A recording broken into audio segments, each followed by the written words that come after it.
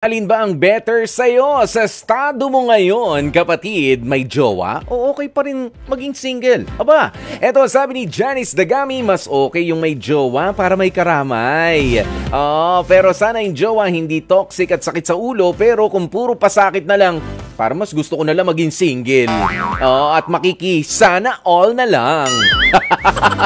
Sabi naman ni Sergio Gonzalez, kawawa yung mga may jowa pero feeling nila parang wala naman. Mabuti pa yung single, masaya sa kanyang kamingo.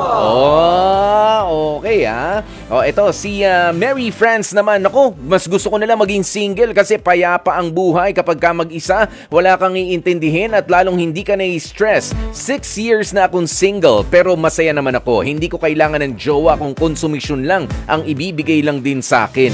Ay, andiin, ang sakit. Ito naman si Edna Turnquest. Okay pa rin na single ako. Okay lang. Wala akong reklamo. Si Eileen Amerol, sabi niya mas better kung may jowa lalo na kung yung jowa mo ay nasa kanya yung mga katangian na hinahanap mo. Di dun pa lang maswerte ka na dahil sa siya na ang tagasalo ng problema mo. Tulad kapag ka nabubore ka, wala ka makausap, kundi siya lang. Yan, yung mga ganyan. Ay siya, sige, nako.